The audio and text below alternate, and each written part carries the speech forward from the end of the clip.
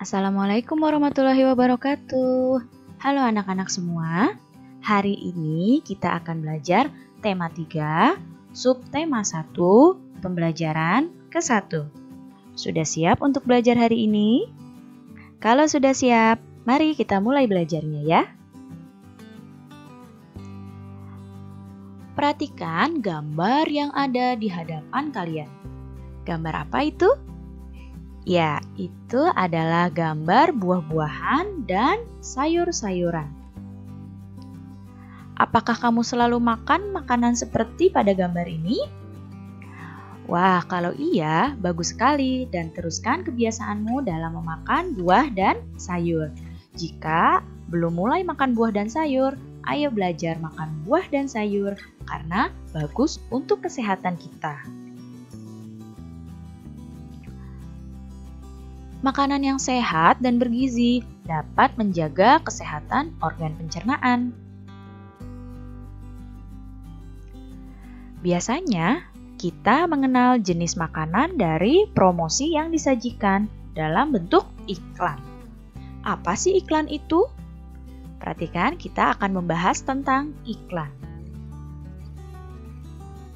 Iklan merupakan suatu pesan tentang keunggulan produk atau jasa yang ditujukan kepada masyarakat.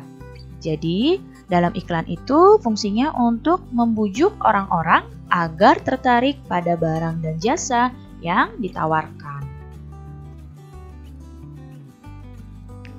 Iklan itu biasanya dipasang di tempat umum dengan kalimat yang singkat, jelas, dan menarik. Iklan juga menggunakan gambar yang sesuai dengan isi iklannya. Kalau iklannya tentang makanan sehat, maka kalimatnya tentang makanan sehat dan juga isi iklannya, gambarnya tentang makanan-makanan yang sehat. Jadi saling berhubungan ya antara tulisan pada iklan, kalimat pada iklan dengan gambar pada iklannya. Nah, media penyampaian iklan itu dibagi menjadi 2 jenis. Ada media cetak, ada media elektronik. Media cetak adalah contohnya surat kabar, koran, dan juga majalah. Media elektronik itu contohnya radio dan televisi. Iklan itu disajikan secara menarik dengan kata kunci dan gambar yang sesuai dengan tujuan dari iklan. Apa sih kata kunci itu? Kata kunci dalam sebuah iklan adalah kata-kata inti dari iklan tersebut. Jadi ketika membuat kalimat iklan, itu punya satu kata kunci yang menjadi intinya iklan. Nah, itu disebut dengan kata kunci, yaitu kata-kata inti pada iklan. Perhatikan contoh iklan berikut. Nah, di sini ada iklan, di sini gambarnya anak yang sedang memakan buah-buahan dengan kalimat makanan yang bergizi penting untuk pertumbuhan otak anak. Nah, apa kata kunci iklannya? Kata kuncinya adalah tentang pertumbuhan otak anak. Nah, tujuannya apa iklan ini? Tujuannya adalah untuk mengajak masyarakat mau mengkonsumsi makanan yang sehat dan bergizi demi pertumbuhan otak anak-anaknya. Nah, lihat di hadapan kalian ada gambar sapi. Tahukah kamu, sapi untuk menghasilkan susu yang baik harus makan makanan yang baik juga. Kamu tahu tidak apa makanannya sapi? Ya, makanannya sapi adalah rumput. Jadi rumput yang dimakan sapi itu juga harus baik. Tapi, apakah kamu tahu bagaimana sapi mencerna makanannya? Sapi ini merupakan hewan yang spesial dalam mencerna makanannya.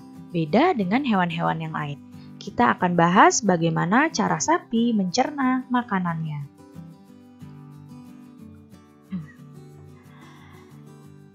Nah, kita akan membahas tentang hewan ruminansia. Apa itu hewan ruminansia?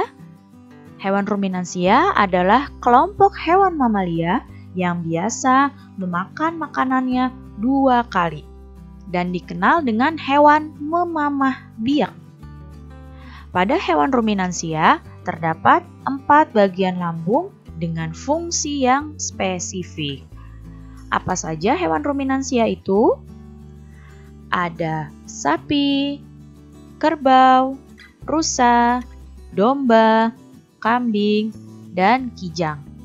Jadi, sapi, kerbau, rusa, domba, kambing, dan kijang itu termasuk hewan ruminansia.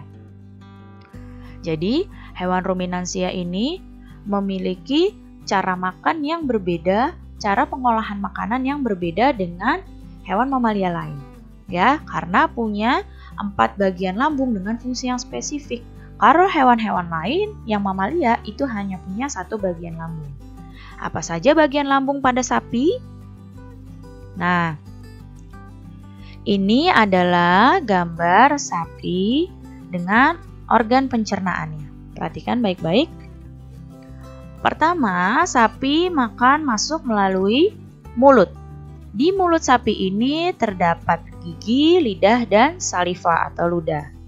Kemudian, rumput yang dimakan oleh sapi ini jalan masuk ke esofagus atau yang sering kita ketahui kerongkongan ya. Esofagus ini adalah saluran penghubung antara rongga mulut dan lambung. Jadi ini tadi mulutnya, kemudian ini esofagus. Setelah itu makanan masuk ke rumen. Mana rumen? Yang ini rumen. Ya, perhatikan panahnya, ini adalah rumen. Apa sih rumen?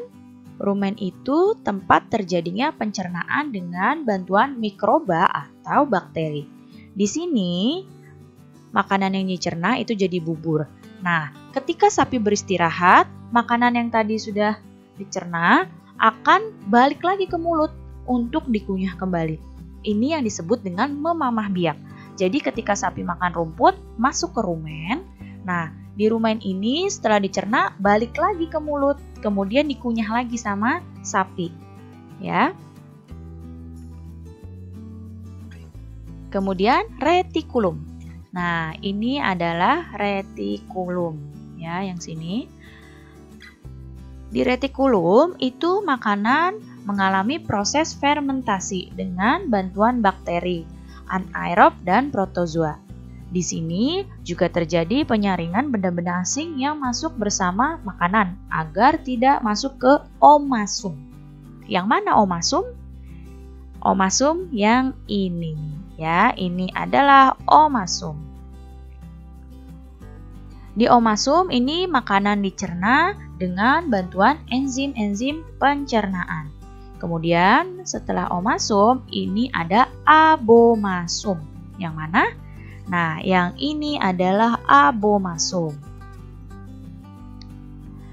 Abomasum inilah yang disebut dengan perut sebenarnya pada sapi. Jadi di abomasum ini baru makanan benar-benar dicerna dengan bantuan enzim-enzim pencernaan. Jadi 4 bagian lambung pada hewan ruminansia itu yang pertama tadi ada rumen, makanan yang masuk, kemudian masuk ke rumen. Nah, dari rumen ini kemudian balik lagi ke mulut, kemudian ke retikulum, kemudian ke omasum dan abomasum. Jadi ini adalah 4 bagian lambung. Rumen, retikulum, omasum, abomasum. Ya, ini yang membedakan hewan ruminansia dengan hewan mamalia lain. Nah, setelah dari abomasum, makanan masuk ke usus. Nah, usus sapi itu panjangnya bisa mencapai 40 meter pada sapi dewasa ya.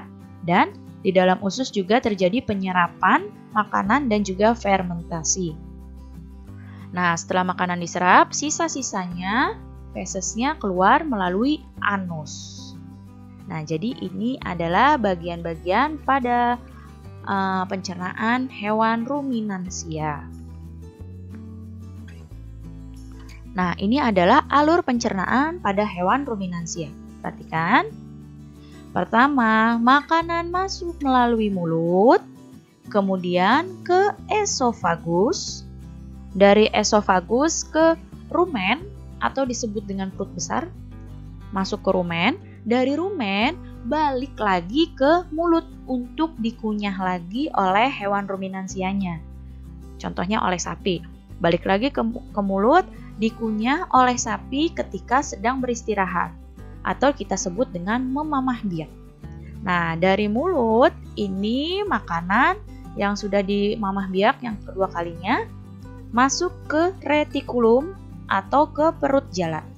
Dari retikulum masuk ke omasum, dari omasum lanjut ke abomasum, dari abomasum ke usus, dan setelah dari usus sisa-sisa makanannya akan dikeluarkan melalui anus. Jadi Ibu ulangi, pertama masuk ke lewat mulut, kemudian ke esofagus, masuk ke rumen, dari rumen balik lagi ke mulut, dimamah biak lagi, dikunyah lagi ketika sedang istirahat hewannya.